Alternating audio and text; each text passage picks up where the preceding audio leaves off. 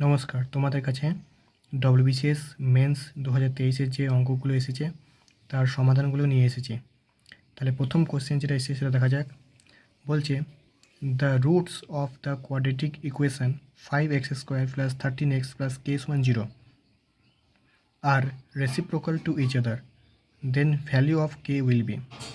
তাহলে একটা কোয়াড্রেটিক ইকুয়েশনের সাধারণ সমীকরণ হয় ax² + bx + c = 0। আর আলফা আর বিটা যদি মানে কোয়াড্রেটিক ইকুয়েশনের যদি দুটি রুটস হয়, তাহলে আমরা জানি যে আলফা ইন্টু বিটা সমান হচ্ছে c/a। ঠিক আছে, এবার এখানে অ্যাকর্ডিং টু দ্য কোয়েশ্চেন বলেছে যে তাদের রুটগুলো হচ্ছে পরস্পরের রেসিপ্রোকাল। মানে আলফা সমান হবে 1/β। তাহলে আলফা সমান যদি 1/β হয়, তাহলে এখানে আমরা যদি মানটা বসাই আলফা সমান 1/β, তাহলে বিটা বিটা কেটে যাবে।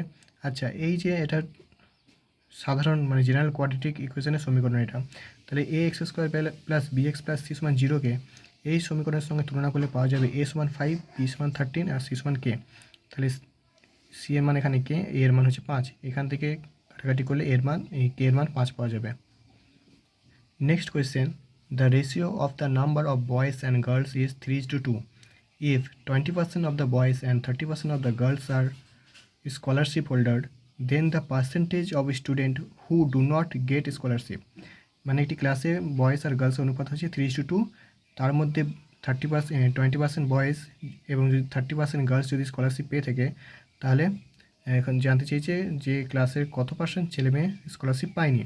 তাহলে বয়েজ আর গার্লসের অনুপাত দেওয়া আছে 3:2। আমরা ক্যালকুলেশনের সুবিধার্থে টোটালটা 100 ধরলাম, মানে বয়েজ হচ্ছে 60 আর গার্লস হচ্ছে 40। ঠিক আছে, মানে একে 20 দ্বিগুণ একে 20 দ্বিগুণ দিয়ে টোটাল আমরা 100 ধরে নিলাম। তাহলে 60-এর মধ্যে 20% জন স্কলারশিপ পেয়েছে, মানে কাটাকাটি করলে 12 জন, মানে 60 জন ছেলের মধ্যে 12 জন ছেলে স্কলারশিপ পেয়েছে। আর 40 জন মেয়ের মধ্যে 30% মেয়ে স্কলারশিপ পেয়েছে, মানে 12 জন। মানে মোট 100 জনের মধ্যে 24 জন স্কলারশিপ পেয়েছে। আর তাহলে পায়নি কজন? 76 জন। অর্থাৎ 100 জনের মধ্যে 76 জন যেহেতু স্কলারশিপ পায়নি, তাহলে মোট 76% স্টুডেন্ট স্কলারশিপ পায়নি। বলছে if a person walk at 14 km per hour instead of 10 km per hour, he would have walk 20 km more. The actual distance travel by হিম।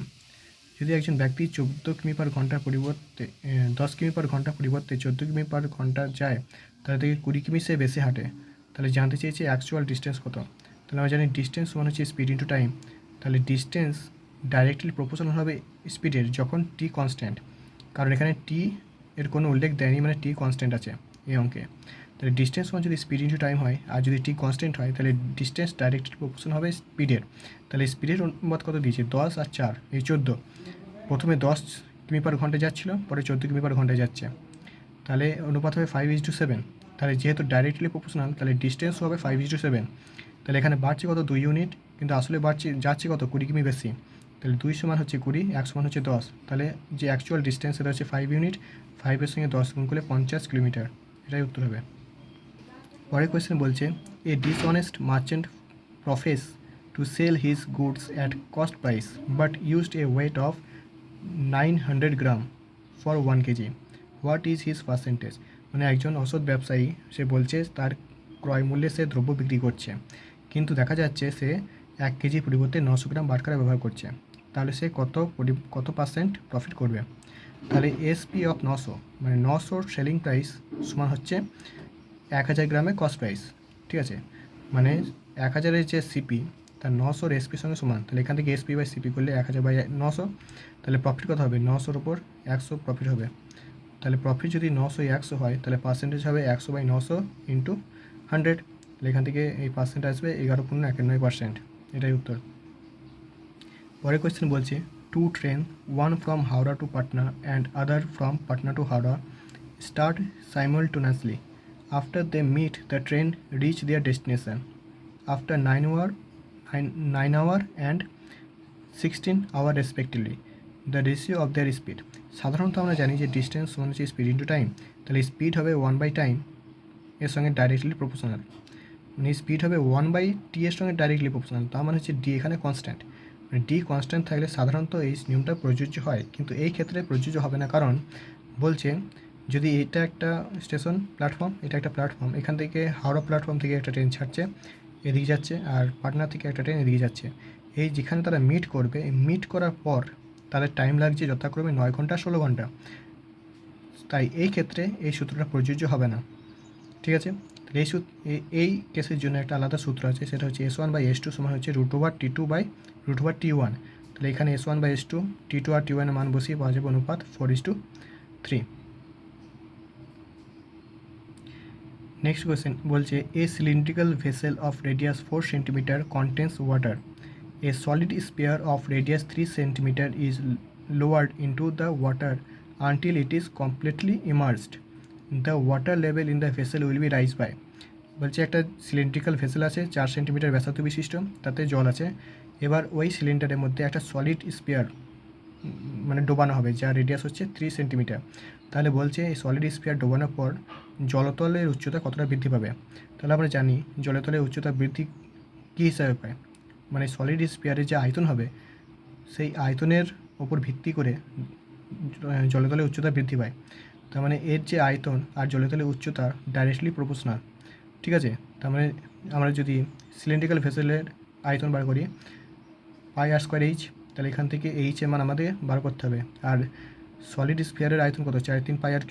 তাহলে এখান থেকে আমরা এইচ এর মান 9/4 সেন্টিমিটার পাচ্ছি। এটা হচ্ছে জলতলের উচ্চতা 9/4 সেন্টিমিটার বৃদ্ধি পাবে।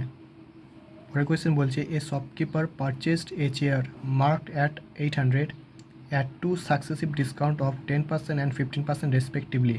He spent ₹28 on transportation and sold the chair for ₹800. His gain percent is। একজন ক্রেতা একটা চেয়ার মার্ক প্রাইস 800-তে কিনছে, কখন, যখন তাকে দুটো ছাড় দেওয়া হচ্ছে, মানে 10% আর 50% দুটো ছাড় দেওয়া হচ্ছে মার্ক প্রাইসের ওপর। ছাড় দেওয়ার পর সে ওই দ্রব্যটির ওপর 28 টাকা এক্সট্রা খরচা করছে। তাহলে সে যদি পুনরায় দ্রব্যটি 800 টাকায় বিক্রি করে তাহলে তার কত পার্সেন্ট লাভ হয়েছে সেটা জানতে চেয়েছে। তাহলে যে সাকসেসিভ ডিসকাউন্টের ফর্মুলা সেটা আমরা কী জানি, যে x + y - xy 100, এই ফর্মুলাটা এখানে ইউজ করা হয়েছে। 10 + 15 - 10 × 15/100, তাহলে এখান থেকে আমরা পাচ্ছি 23.5 তার টোটাল ডিসকাউন্ট পেয়েছে। তাহলে টোটাল ডিসকাউন্ট যদি 23.5 পেয়ে থাকে তাহলে মোট তার সিপি কত হচ্ছে 800 × 100 থেকে 23.5 বাদ দিলে হয় 76.5/100। তাহলে মোট সিপি হচ্ছে ওর 612, আর 612 পর আবার সে 28 টাকা খরচা করছে, তার মানে মোট তার কেনা পড়ছে 640 টাকায়। 640 টাকা যদি ওর মোট কেনা পড়ে, সে আবার পুনরায় ক টাকায় বিক্রি করছে 800 টাকায়, তাহলে তার লাভ কত হচ্ছে 160 টাকা, কতর উপর, 640-এর উপর। তাহলে এখান থেকে কাটাকাটি করলে প্রফিট হবে 25%। পরের কোয়েশ্চেন বলছে the remainder when x³ + 3x² + 3x + 1 is divided by x - 1। x - 1 দিয়ে যদি ওপরেরটাকে ভাগ করা হয় তাহলে রিমাইন্ডার কত হবে। তাহলে এখান থেকে x - 1 আমরা রিমাইন্ডার থিওরেম হিসাবে জানি যে x - 1 সমান 0 বসাতে হবে, তাহলে x সমান হবে 1। এই x এর মান যদি এখানে পুট করা হয় যেটা উত্তর হবে সেটাই হচ্ছে রিমাইন্ডার। ঠিক আছে, তাহলে এখানে রিমাইন্ডার হচ্ছে 8। তাহলে পরের কোয়েশ্চেন হচ্ছে বলছে এই যে সমান্তর প্রকৃতি দেওয়া আছে 5, 12, 19, এর সপ্তম টার্ম কত হবে সেটা জানতে চাইছে। তাহলে আমরা জানি কি 7th টার্ম হচ্ছে a + 60, যেখানে a হচ্ছে প্রথম পদ আর d হচ্ছে এদের মধ্যে ডিফারেন্স, 5 আর 12 ডিফারেন্স হচ্ছে 7।